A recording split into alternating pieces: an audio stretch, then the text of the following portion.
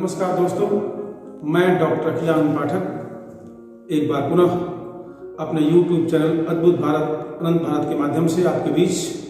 और दोस्तों, सर्वप्रथम आज युवा दिवस विवेकानंद जी की जयंती की बहुत बहुत हार्दिक शुभकामनाएं।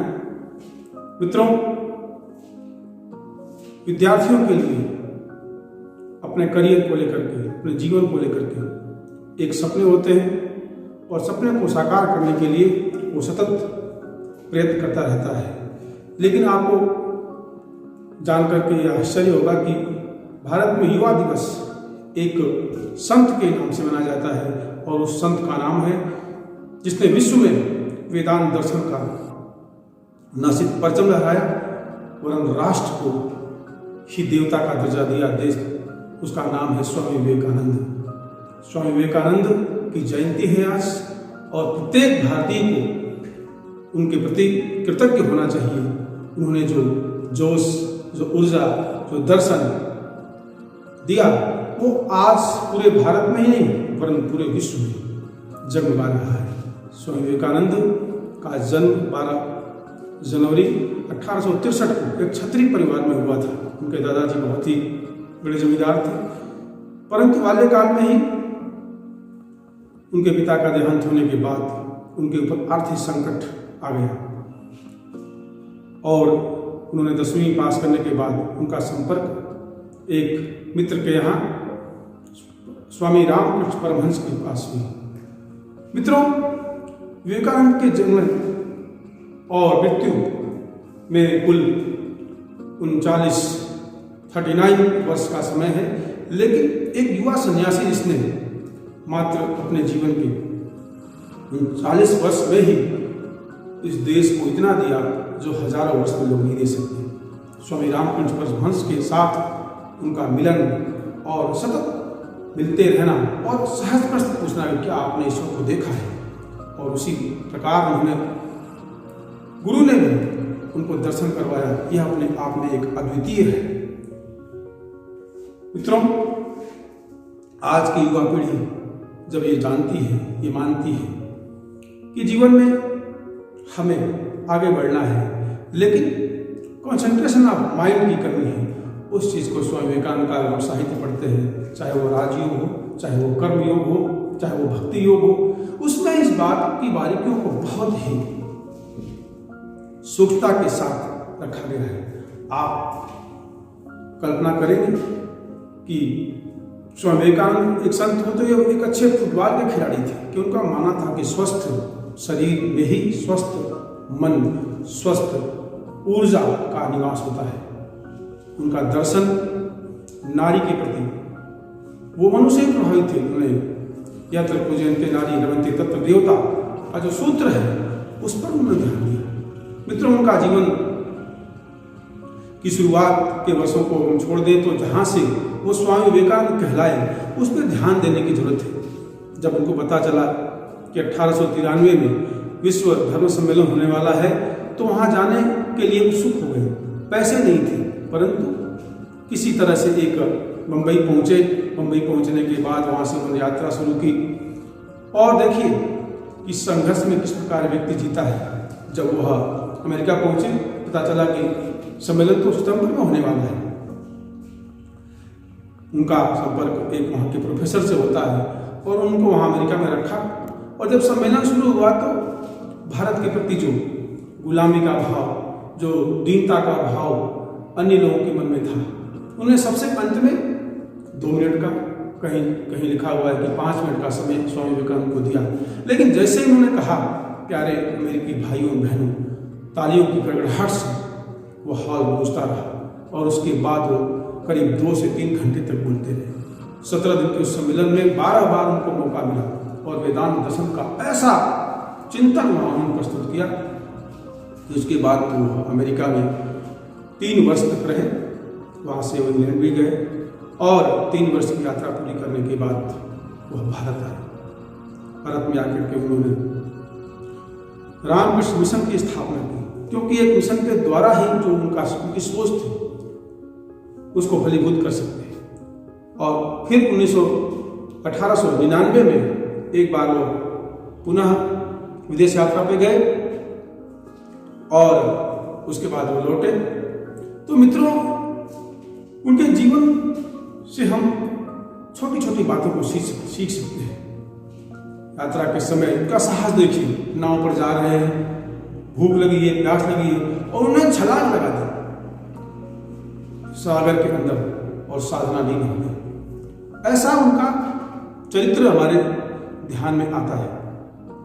युवा पीढ़ी के लिए यह विषय ध्यान में रखने योग्य है और किस प्रकार से हाजिर जवाब थे।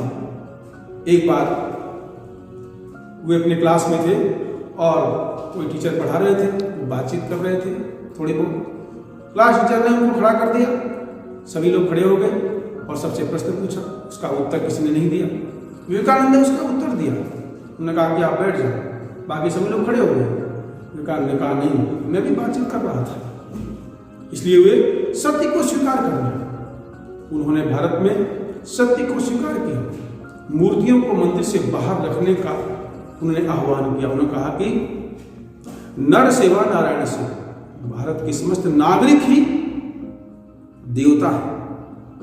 उनका विचार भारत की संस्कृति, सभ्यता, भाषा, धर्म को लेकर के इतना उदात्त भाव था कि उन्होंने जहां भी गए अपने धर्म के बारे में इस बात को उन्होंने कहा। अपनी बात को रखते हुए वे जरा भी हिचकते नहीं थे। वे उनका इतना कॉन्फिडेंस था, इतना साहस था, इतनों पढ़ने में वो इतने कुशाग्र थे कि एक बार उनका जिक्र आता है कि जब वे किसी पुस्तक को लाइब्रेरियन से मांग करके रोज लाते और अगले दिन लौटा देते। उन्होंने कहा कि भाई विवेकानंद, तुम क्या करते हो? इसको पढ़ते भी हो या सिर्फ देखते हो? उन्होंने कहा कि पूछिए, किस पढ़ने से पूछना है।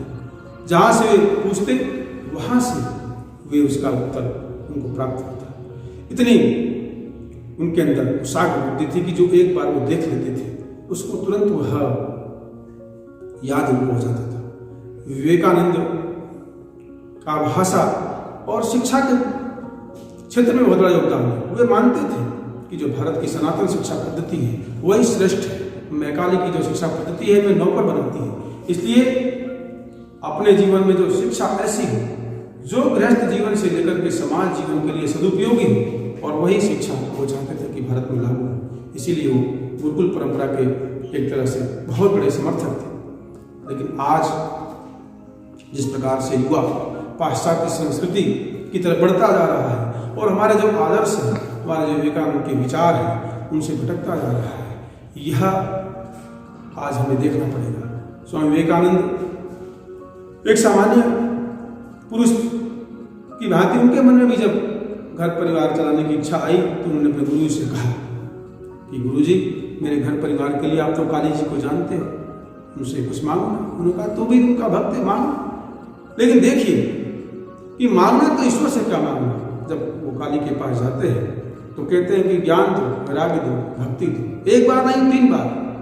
गुरु जी ने कहा भाई क्या मांगो? उनका माता से क्या मांगना, यही मांगो। उन्होंने कार्य भाई कुछ धन दौलत मांगते, लेकिन जा तेरा कार्य यह नहीं है।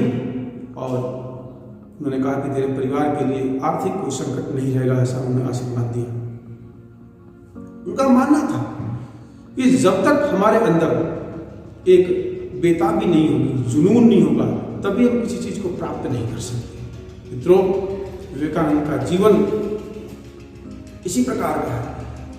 मैं एक उनकी गुरु भक्ति के प्रकरण को बता करके समाप्त करूंगा अपनी बात को, क्योंकि उनका इतने प्रकरण है कि घंटों घंटे हम दिनों दिन बात कर सकते हैं।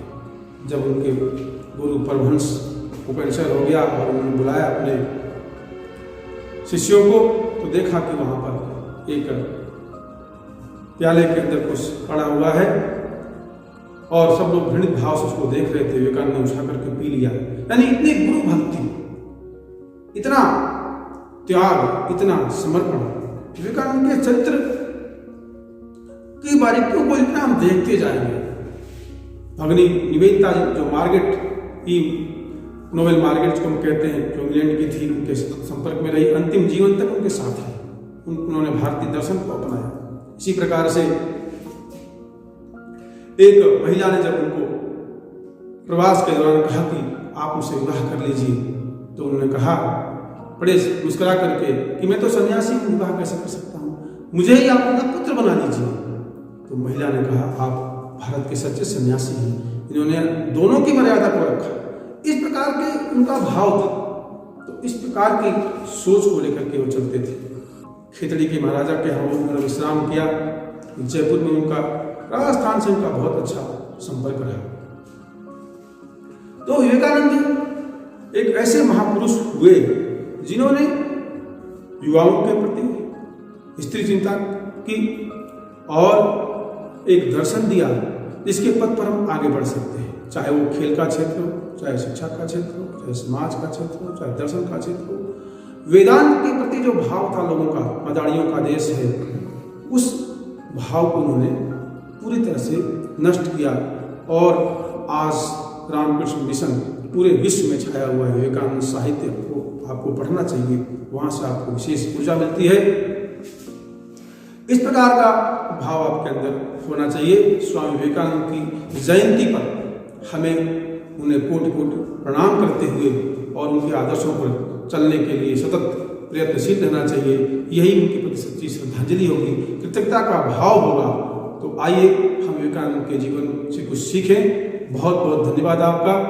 आप इस विचार को सुने और इसका हम चिंतन मनन करें, तभी हम अपने राष्ट्र के लिए कुछ कर पाएंगे। क्योंकि विवेकानंद का जीवन संपूर्ण रूप से राष्ट्र के प्रति समर्पित है और उनसे बड़ा कोई संत न हुआ, कोई सच्चा देश प्रेमी नहीं हुआ, कोई सच्चा युवा नहीं हुआ। इसको हमें आगे लेकर के चलना है। बहुत बहुत धन्यवाद। नमस्कार।